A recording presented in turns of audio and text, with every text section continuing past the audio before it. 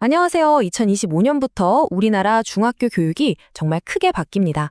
그래서 오늘은 우리 아이들 교실에 과연 어떤 새로운 바람이 불어오는지 그 핵심만 쏙쏙 뽑아서 알기 쉽게 설명해 드릴게요. 자, 2025년, 바로 내년부터죠. 중학교 교실에 정말 큰 변화가 시작되는데요. 이게 사실 하루아침에 뚝딱 결정된 건 아니에요. 시작은 2022년 개정교육과정 발표였고요. 2024년에는 현장 선생님들의 목소리를 아주 깊이 있게 담은 중요한 연구 보고서가 나왔습니다. 그리고 마침내 이 모든 준비를 거쳐 내년부터 우리 아이들의 교실에 적용되는 거죠. 그러면 가장 궁금한 게 이거겠죠. 도대체 뭐가, 어떻게 바뀐다는 걸까? 그리고 더 중요한 건 우리 교육 현장이 이 변화를 맞이할 준비가 정말 되어 있을까 하는 점입니다. 이건 뭐 단순히 교과서 내용이 좀 추가되고 빠지는 그런 수준의 이야기가 아니거든요. 아예 과목을 가르치는 방식 자체가 근본적으로 달라지는 거라 지금부터 하나하나 제대로 파헤쳐 보겠습니다. 첫 번째 파트입니다. 새로운 교실이 온다. 이번 교육과정 개정의 가장 큰 목표는 딱 하나로 요약할 수 있습니다. 바로 우리 아이들이 앞으로 살아갈 훨씬 더 복잡해질 미래 사회에 잘 대비할 수 있도록 힘을 길러주자는 거죠. 자, 그럼 두 번째, 무엇이 달라지나입니다. 그래서 우리 아이들이 교실에서 구체적으로 뭘 다르게 경험하게 될까요? 핵심적인 변화들을 한번 살펴보겠습니다. 앞으로의 교육은 크게 네 가지 키워드를 중심으로 돌아간다고 보시면 돼요. 바로 디지털과 인공지능, 그리고 깊이 있는 탐구, 진로 연계, 마지막으로 학생 주도 학습입니다. 이제 이 네 가지가 국어, 수학, 사회 같은 주요 과목들 전체에 쫙 녹아들어서 아이들이 그냥 지식을 외우는 게 아니라 현실 세계의 문제를 직접 탐구하고 해결하는 능력을 기르게 하는 게 목표입니다. 예를 들어서 국어 시간을 한번 볼까요? 예전처럼 문학 작품만 분석하는 데서 그치지 않아요. 이제 매체라는 새로운 영역이 생겨서 유튜브나 뉴스 같은 온라인 콘텐츠를 비판적으로 읽어내는 법, 나아가서 직접 미디어를 만들어보는 활동까지 하게 됩니다.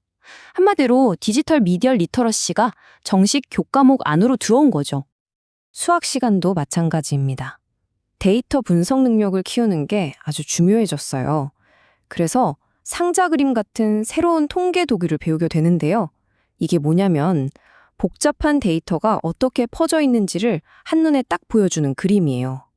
그러니까 수학이 이제 정답만 찾는 과목이 아니라 데이터를 보고 의미를 해석하고 또 질문을 던지는 아주 실용적인 도구가 되는 겁니다.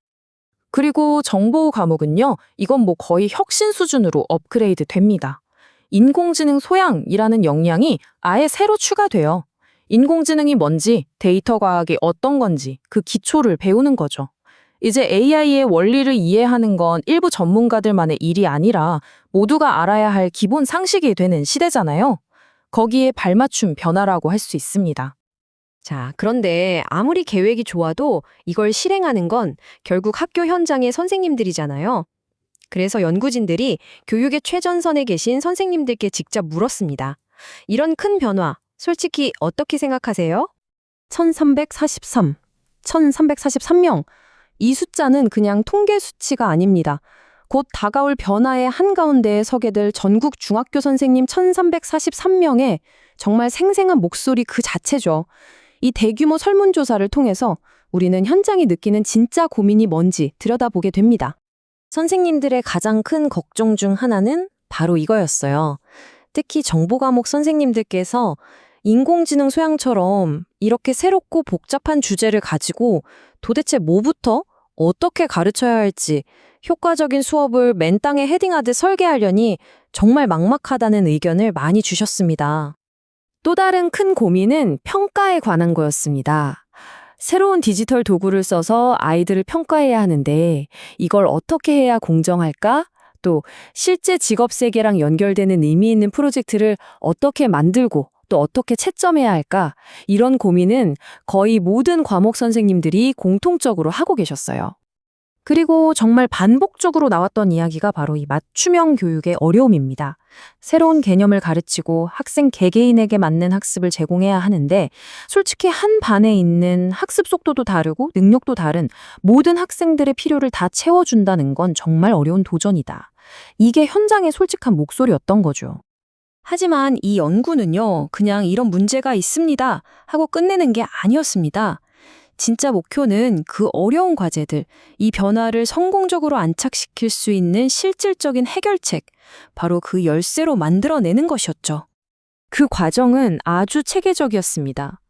일단 새로운 교육 과정이 뭘 요구하는지 깊이 있게 분석하고 아까 말씀드린 1343명 선생님들의 걱정을 듣습니다. 그리고 거기서 가장 공통적이고 시급한 문제들이 뭔지 딱 짚어낸 다음 마지막으로 그 문제들을 풀 수 있는 아주 구체적인 수업 지도안이나 예시 자료 같은 해결책을 개발하는 순서로 진행된 거죠. 그래서 이 연구가 선생님들의 고민과 해결책 사이의 다리를 어떻게 놔주는지 한번 보세요. 예를 들어 진로랑 연계된 수업을 짜기가 너무 어려워요 하시는 사회선생님을 위해서 국제기구 직원 대여보기 같은 역할극 활동 자료나 우리 동네 직업 탐구, 프로젝트 계획안처럼 바로 수업에 쓸 수 있는 구체적인 예시 자료를 제공하는 겁니다. 또 이런 경우도 있죠. IT 기술을 활용해서 학생들한테 맞춤형 피드백을 해주고 싶은데 뭘 써야 할지 모르겠어요 하시는 영어 선생님들을 위해서는요. 학생들의 영어 실력이 느는 과정을 추적하고 또 말하기나 쓰기 능력에 대해서 개별 피드백을 주기 좋은 구체적인 에듀테크 앱이나 플랫폼 목록 그리고 그걸 어떻게 쓰면 좋은지에 대한 가이드까지 제안합니다. 정말 실용적이죠. 자, 이제 마지막 파트, 미래를 위한 재현입니다. 이 모든 데이터와 분석을 바탕으로 이 연구 보고서는 새로운 교육 과정이 앞으로 쭉 성공적으로 자리 잡기 위해서 꼭 필요한 3가지 핵심 정책을 제안하면서 마무리됩니다.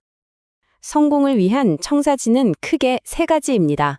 첫째, 교사 역량 강화. 선생님들이 새로운 교육 과정의 목표와 설계 의도를 제대로 이해하고 활용할 수 있도록 연수를 대폭 강화해야 합니다. 둘째, 교실 지원. 새로운 교수법이나 평가 방법에 필요한 자료들을 꾸준히 개발하고 보급해야 하고요. 마지막 셋째, 디지털 인프라 구축. 인공지능이나 디지털 기반 교육을 제대로 하려면 학교 환경부터 갖춰져야 하니까요. 이처럼 거대한 노력은 우리 교육이 나아갈 방향을 명확하게 보여주고 있습니다. 하지만 결국 이 개혁이 진짜 성공할 수 있느냐는 변화의 가장 중심에 있는 우리 선생님들과 학생들에 대한 지원이 얼마나 꾸준하고 진정성 있게 이어지느냐에 달려 있을 겁니다. 과연 우리의 교실은 다가오는 미래를 온전히 품을 준비가 되었을까요? 이 질문에 대한 답은 바로 우리 모두의 관심과 노력에 달려 있지 않나 생각해 봅니다.